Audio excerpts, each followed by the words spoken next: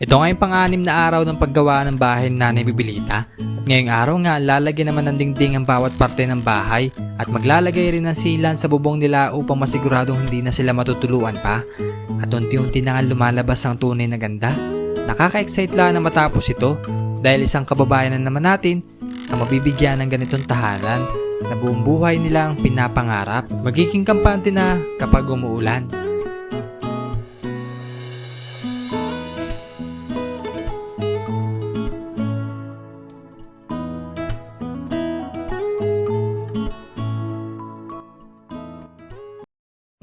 Pagkarating nga ni Tatay Rene ay agad inintindi ang paglalagyan ng plywood.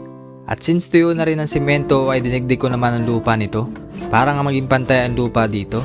Sa unang ang pamplat ay 2x2 lang aking ginamit. Kaya naganap ako ng 4x4 na kahoy para isang laglag may bagay. Kinakailangan nga natin pantayan ito para kapag nilagyan ng simento ay maayos tingnan.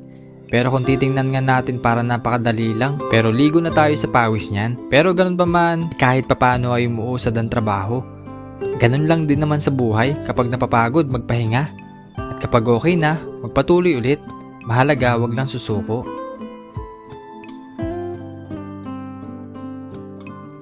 At so yun na nga, nagukay nga ulit ako para sa ilalagay na hollow block sa kabilang side. At habang busy rin si Tatay Rene sa paggawa ng pagpapakuha ng plywood ay isa rin ito sa matagal na gawin.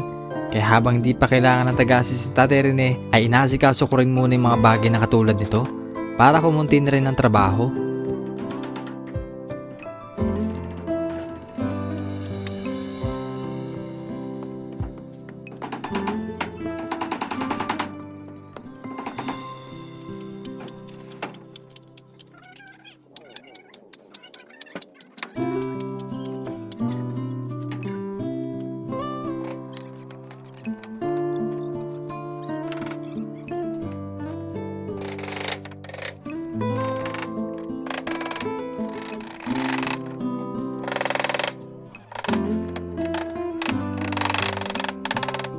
At hindi na nga namin namalayan na alas 12 na pala, kaya agad kaming kumain at nung ay niluto ko kanina ng ginataan tinapa na may gulay.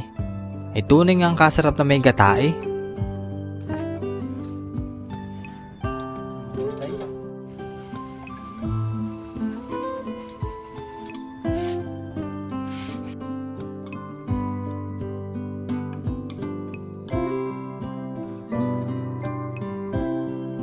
At after namin kumain ay dumiretso nga agad ako sa bubong para maglagay ng sealant. Napansin ko kasi na medyo makulimlim, kaya agad ako umakyat pero nasa itaas na ako biglang uminit. Kaya pinagpatuloy ko na at gumamit na lang ng payong ay namang init naman talaga. Enjoy talaga kapag ganito, yung mga bagay na hindi mo ginagawa noon ay nagagawa mo na ngayon. Hindi ka lang basta nakakapagpasaya ng kapwa, pero masaya ka din sa ginagawa mo. At talagang napakadami ko natutunan sa ganitong mga gawain. Hindi talaga biro maging panday at karpintero na bago makabuo ng isang tahanan ay pagod at hirap ang dinaranas. Kaya labis po akong humahanga at sumasaludo sa inyong lahat. Maganda na, Nanay. Ano masasabi mo sa bahay ni Nanay Bibilita? Maganda na. Nagkabahay ngayon. Opo. Hindi na sila mauulangan po ano? Hindi na maulan. Tataga din eh. Oo. Keep na sila, Nanay. Oo, salamat siya. Kaya na ipagpagawa ng bahay. Hindi siya nakakaawa naman. Tingnan naman. Wala na tayo. Wala na. Parehas pang may sakit. Sabi ko sabi. Makakapagkumarelutso eh. Anyway, tinan nyo naman kumot ang dingding. Eh, pag man din po may dumaan na malakas sa bagyo, ano, lipad dyan. Wash out. Balik na ang nakadikit eh. Kaya nga ano po, tanggal. Eh, paano pa kayong kumot lang, ano po? Ano? Sira-sira na yung plywood. Kaano ano nyo po sa Bibilita kapitbahay lang? Wala namin na namin. Ang pangalan nyo po? Si Nanay? Ano po pangalan nyo po? Nanay Ermi. Nanay Ermi. Kapitbahay Nanay Bibilita.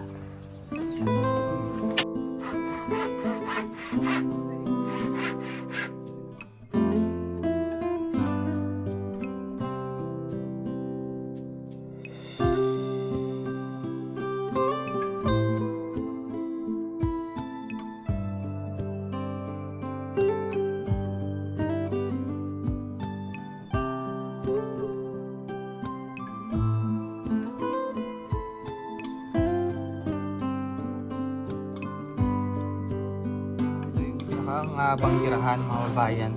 So yung pinakalutuan at lagayan ng pinggan. Ayan, so ito po yung pinakalikuran kaya hindi na namin nilagyan ng bintana to. Ayan o. So hindi na lang to natapos ni tatay gawa ng nagkulang po yung kahoy at bukas ay mamimili ulit po ng mga karagdagang kahoy na para dito sa kusina o sa banggirahan ni Tatay Chudrico at Nanay Bibilita. Salamat talaga sa ating sponsor na si Ma'am Betty kasi hindi naging posible yung ating pabahay para kay Nanay Bibilita. Kagandahan ako sa bahay na ito. Ito. So ang sukat ng pinakang lutuan nila ay 2 feet. So medyo malaki para maganda at makagalaw ng maayos si na tatay. Maganda lang dito kasi medyo malilom na gawa ng yung mga puno. Ano mangyayari dito mga babayan? So abangan nyo na lang po. Ayan. Bukas lalagyan ng pintuan at bintana. Lalagyan na rin ng sanipa. Ayan. Kompletos Ricardos. Nanay, nakikita mo na. Nakikita ko. Ano? Ang ganda no? Ganda ng view. Ganda. Wala na masabi kundi salamat ng marami sa lahat ng mga tumulong at mga tulad ni na Sir, Manong, sa silang nagagawa. Opo. Marami talaga salamat. Kailangan natin tapusin para para matirhan nyo na. Ay lilipat nyo po yung mga gamit dyan, nanay. Ay yung mga Durapax, siguro 2 Durapax sa akin. Hindi Yung ko nadalhin yung ibang mga kuwan, hindi naman kanila naman yun. Opo. Yung amin lang talaga. Ano yan yung higaan nyo pala? Sabi ko, wala nga kami banig mga sira karton na yung iba. Ha? Ay sabi ko, gapagawa ako ng katring pang isahan lahat. Pag ako'y sarapat na gayon, hindi ako makatindig. Oo, hindi kayo pwede doon. Eh si tatay, doon sa lapag. Oo. Ako lang yung sa taas, ganang para may ano ko yung paa ko. Ang hirap kong tumindig. Ano po at Pag nga ako'y doon po. parang ano nanay, kupis. Oo, Kunti ganyan ano. nga ni po. Pagbuhat kayo ng magay kupis, hanggang ano. Yan ay ganyan, pagkupis. Hindi ko na po nilabayan. Oo. Yan parehas. Alam mo parehas sila mga babayan, yung paa ni tatay ganun din oh. Pag yung baka nanay kasi may nabasa akong comment. Baka diabetes o sa bato. Yun nga, ano ko. Yan daw. Kaya sabi ko, hindi ko alam kung saan ito nanggagaling, kung UTI, kung diabetes na. Gawa na sabi yung mading doktor, yun yung Marinas. Oo, kaya nangingimay. Kasi Ito ngayon, mataas ang sugar. Manid ito. Opo. Saka itong kamay ko ito. Kaya inagayan ko lang. Kaya ako halos na nagawa din. Ayan, hindi ko napagkonsider ng kamay. Ngayon si tatay Ang tuhod Chudrico yung ko, hindi naglalaba. ganong masakit na. Hindi ko napagkonsider niya. Ay, ito naman ang problema. Si tatay kasi ay ano rin, may problema din sa baga. Ano po? Bukod po sa baga, ano pong problema ni tatay? Yun na lang po, paa. Paa. Hindi pa alam kung bakit ganyan. Ay, ano, nagpa-check po siya sa center natin, pinamalayan isang araw. Ay, ang sabi, ay bakit daw nangingitim yung paa? Baka may diabetes na rin daw. Kaya sabi, magbawas ng kanin. Tatay, anong masasabi mo sa bahay mo? Ay, wala akong masabi, basta ayos na. Wala akong mga... Masaya? Oo. Hanggang saan? Ay, pwede rin. Pwede rin. Ang matira dyan ay bagong kasal. Bagong kasal. Bagong kasalamat matira muna. Oo, kayo. Ay, wala na yung dalawang apong kasama. Magawa na agad namin dalawa. Magawa ulit ng panibago. Magawa namin dalawa. Magawa na ng pag-bursis. Pero yung tulog doon na, pamagawa na agad. Ano kayo, makabuo pa? Na, Ay, wala. Tawa. malabo na. Malabo na baga. Hindi na ano, Para panahon. pa, wala na pala. Ay, sige po. At ayun nga nanay, ano, bukas na lang po ulit no. Opo, at babalik na lang ulit kami.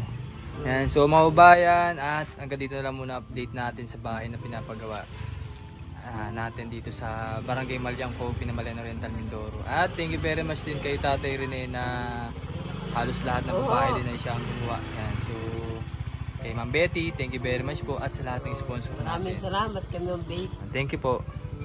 Sige po, bye-bye na. Sige po. Bye-bye.